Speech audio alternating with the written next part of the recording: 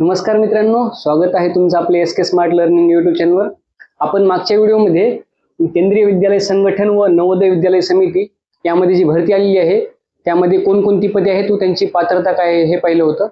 आजच्या आपण या लेक्चरमध्ये टोटल एक्झाम पॅटर्न कसा आहे, कोणत्या कोणत्या स्टेजेसमध्ये ही एक्झाम होते हे सर्व काही पाहणार आहोत। क्वेश्चन्स किती असतात, कोणत्या सब्जेक्टला किती वेटेज आहे, मार्क्स कसे आहेत, निगेटिव्ह काय आहे, वेळ किती असतो, हे सर्व काही पाहणार आहेत। तर चला चालू करूया। एक्झाम पॅटर्न मध्ये बघा, टायर 1 आहे एक्सेप्ट एमटीएस। एमटीएस जी एक्झाम आहे मल्टीटास्किंग, याच्या व्यतिरिक्त बाकीच्या जे काही पदे आहेत त्यांचा टायर 1 चा सिलेबस कसा असणार आहे तो पाहू। एमटीएस चा आपण नंतर पाहू। आता बघा, एक्सेप्ट एमटीएस बाकी सर्व पदांसाठी 2 तासांची वेळ आहे। ओएमआर शीटवर ही एक्झाम होणार आहे, ऑनलाईन पद्धतीने होणार नाही। एक क्वेश्चन हा प्रत्येकी 3 मार्काला आहे आणि निगेटिव्ह 1/3 असेल।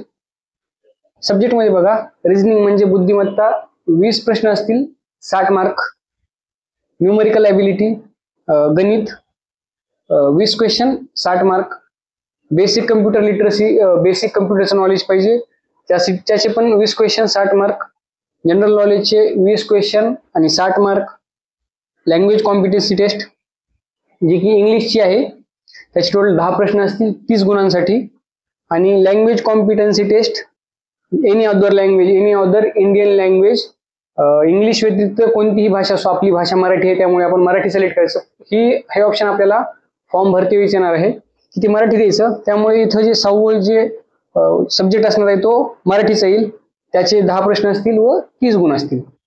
टोटल क्वेश्चन झाले 100 व मार्क्स झाले 300। निगेटिव्ह 1/3, एक जर क्वेश्चन चुकला तर आपला 1 मार्क कमी होईल। ठीक आहे। आता एमटीएस जे पद आहे मल्टीटास्किंगचं, त्याचा टायर 1 चा सिलेबस कसा आहे बघा। त्याच्यासाठी वेळ आहे 2 तास, निगेटिव्ह मार्किंग 1/3 आहे। ओएमआर शीटवर ही पण एक्झाम होणार आहे, ही पण ऑनलाईन नाही।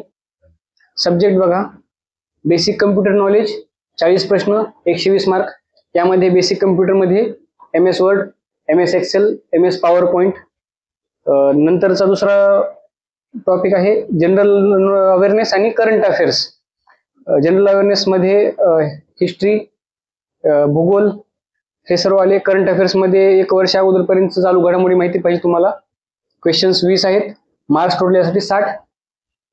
नंतर तिसऱ्या क्रमांकाचं लँग्वेज कॉम्पिटन्सी टेस्ट, इंग्लिश मध्ये 20 क्वेश्चन, 60 मार्क। नंतर language competency test any other modern Indian language, यामध्ये मराठी आहे आपली, 20 क्वेश्चन, 60 मार्क। टोटल याचे क्वेश्चन झाले 100 आणि मार्क्स झाले 300।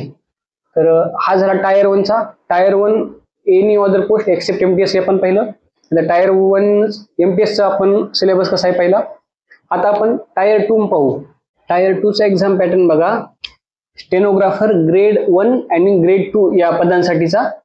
यासाठी वेळ आहे बघा 2.5 तास, 1/4 निगेटिव्ह मार्किंग आहे। टोटल 100 मार्क्ससाठी हे टायर 2 एक्झाम असणार आहे। टायर 1 मध्ये सिलेक्ट झाल्यानंतरच टायर 2 मध्ये बोलवलं जाईल। त्याचा पॅटर्न हा असेल। त्याच्यामध्ये पहिला सब्जेक्ट बघा, general English, general Hindi, general knowledge आणि कम्प्युटर लिटरसी हे सर्व मिळून, असा स्पेसिफिक सिलेबस काही दिलेलं नाही, स्पेसिफिक मार्क्सचं वेटेज काही दिलेलं नाही। हे सर्व मिळून ऑब्जेक्टिव्ह 60 असतील 60 मार्कांसाठी आणि डिस्क्रिप्टिव्ह 10 असेल 40 मार्कांसाठी।